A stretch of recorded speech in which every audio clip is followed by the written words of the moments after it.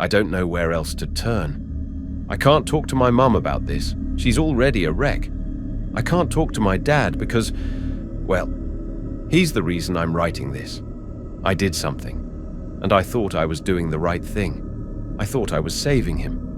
But now the house is filled with a silence that is so much worse than the screaming I wish I could hear, and I see the look in my father's eyes, and I know I've made a terrible, terrible mistake. I need help. I need someone to tell. I need to do. We live in a nice house, the kind of place people move to when they want a family.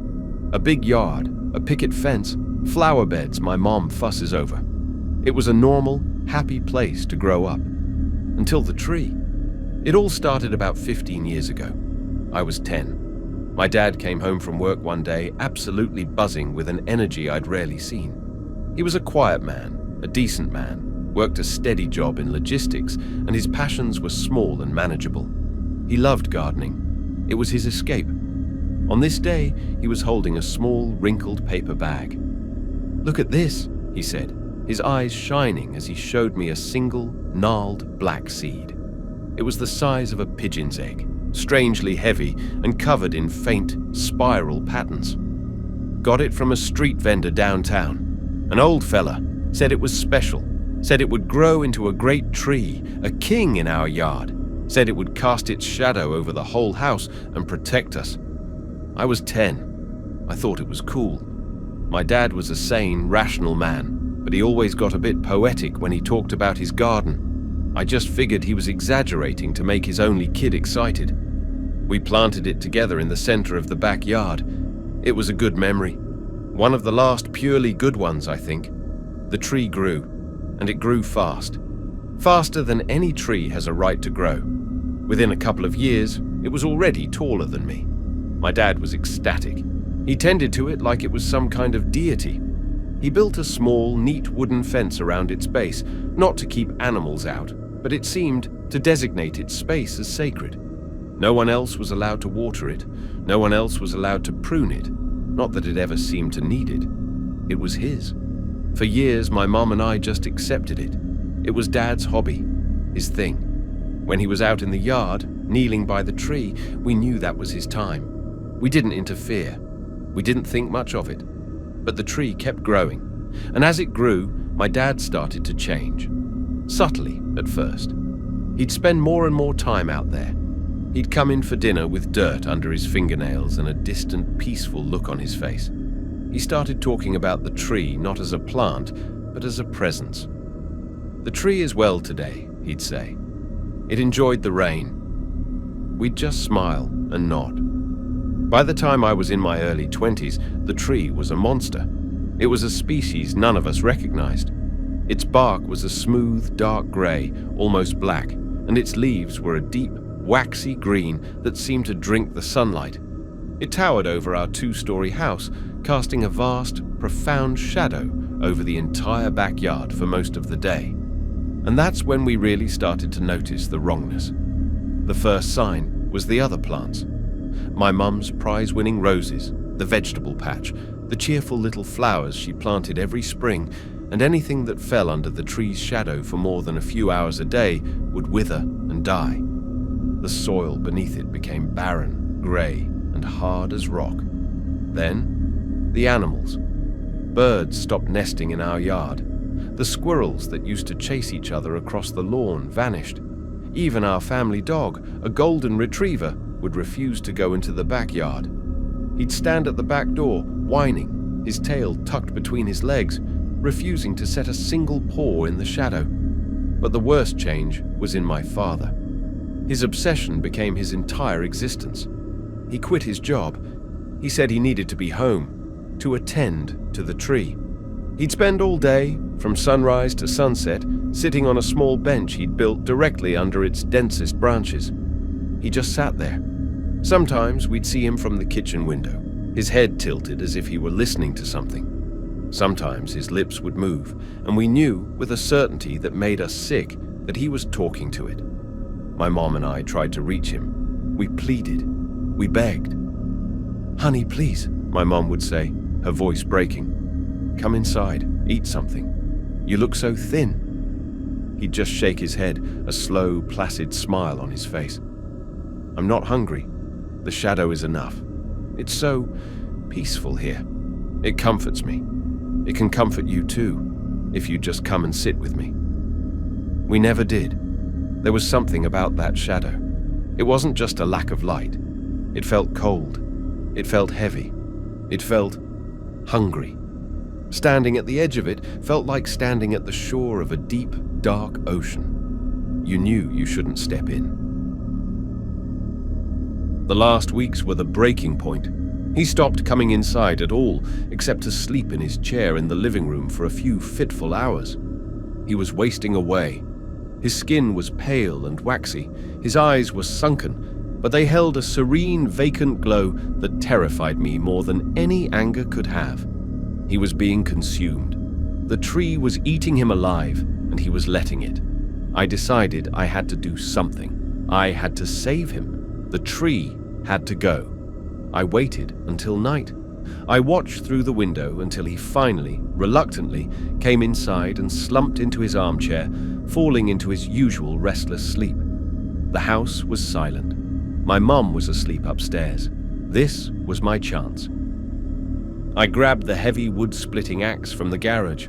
My hands were sweating, my heart pounding a frantic, terrified rhythm against my ribs. I stepped out the back door. The yard was bathed in the pale, ethereal light of a full moon, but the ground beneath the tree was a pit of absolute blackness. I stepped into the shadow. The cold was immediate, shocking. It wasn't a natural cold. It was a deep, draining cold that seemed to pull the warmth directly from my bones. I walked to the base of the tree. Its smooth black bark felt strangely slick to the touch, almost like skin. I raised the axe. As the metal head touched the bark, I heard it. A whisper, right beside my ear, a voice that was both male and female, old and young. It was a rustle of leaves and a sigh of wind, and a voice, all at once. Don't. I stumbled back, my heart seizing in my chest. I looked around wildly. The yard was empty. I had to have imagined it. It was the wind. It was my own fear talking back to me. It had to be. I steeled myself, spat on my hands, and swung the axe with all my might.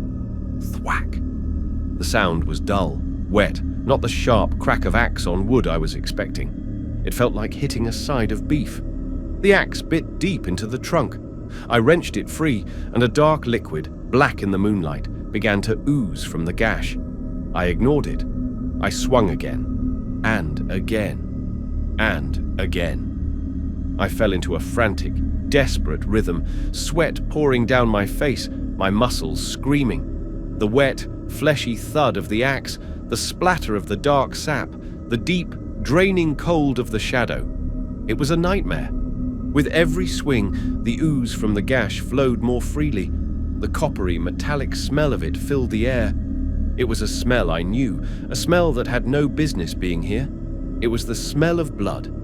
I touched the sticky liquid with my fingers, brought them to my nose. It was blood. Thick, dark, real blood. Panic, stark and absolute, seized me. I wanted to run. I wanted to drop the axe and flee and never look back. But then I thought of my father, of his vacant, smiling face, of him wasting away on his bench. I couldn't stop. I had to finish it. I screamed, a raw, wordless sound of rage and fear, and I put everything I had into the last few swings. The gash widened. The tree groaned, a deep, shuddering sound that seemed to shake the very ground. And then, with a final, tearing shriek of splintering matter, it fell. It crashed into the yard with a ground-shaking boom, its great branches shattering my mum's empty flower pots. Silence. The shadow was gone. I was panting, leaning on the axe, my body trembling with exhaustion and adrenaline. My eyes were drawn to the stump, to the place where I had cut it. I pulled the small flashlight from my back pocket and aimed the beam at the wound. The inside of the tree wasn't wood. It was a chaotic, fibrous mass of what looked like dark red muscle and pale, glistening sinew, all woven around a central, horrifying core. Where I had cut the tree in half, I had also cut it in half. Embedded in the center of the trunk, integrated into its very being, was the torso of a human being. I could see the curve of the ribcage, the shape of the spine, the pale, rubbery look of preserved flesh. I had cut it clean through. The dark blood was still pouring from it, soaking into the ground. I didn't know what to do. I couldn't scream. I couldn't move. My mind simply stopped. What was this? Who was this? Was this what my father had been talking to? "Burn it." The voice came from behind me. It was quiet, raspy, and broken. I spun around, my flashlight beam cutting wildly through the darkness. My father was standing at the edge of the patio. He wasn't looking at me. He was staring at the fallen tree, at the mangled, bleeding stump, and the expression on his face. It was the most profound, gut-wrenching sadness I have ever witnessed. The vacant serenity was gone, replaced by a grief so deep it looked like it had cracked his very soul. "Dad," I whispered. "We have to burn it," he repeated, his voice hollow. "All of it. Now." We worked together in a grim, silent ritual. We hacked the branches and the great trunk into manageable pieces. We dragged them into a pile in the center of the yard. My father moved like an old man, his newfound clarity costing him all his strength. He never once looked at the horrifying thing at the heart of the trunk. We doused the pile in gasoline, and my father threw the match. The fire went up with a roar, a greasy black smoke that smelled of burning meat and something else, something acrid and deeply wrong. We stood there for hours, watching it burn, until the great tree that had dominated our lives was nothing but a pile of glowing embers and a scorched black circle on the lawn. I thought I had saved him. I thought I had cut out the cancer that was killing him, but I was wrong. It's been a week. The tree is gone. The shadow is gone. My father, he's inside. He eats what my mom puts in front of him. He sleeps in his own bed. He's physically present, but he's not here. The obsession is gone, but the peace, twisted as it was, is gone too. It's been replaced by a constant humming anxiety. He paces the house. He stares out the window at the empty space in the yard. He jumps at every unexpected sound. He doesn't speak, not a single word since that night. He just looks at me sometimes with those haunted, broken eyes, and I feel like I'm the monster. I destroyed the thing that was consuming him, and in doing so, I seem to have destroyed him too. I traded a smiling zombie for a silent, terrified ghost. What was that thing? What did I do? And how do I fix my dad? Is there any way to bring him back from whatever edge I've pushed him over? Please, if anyone has any idea what happened here, tell me. The silence in this house is getting louder every day,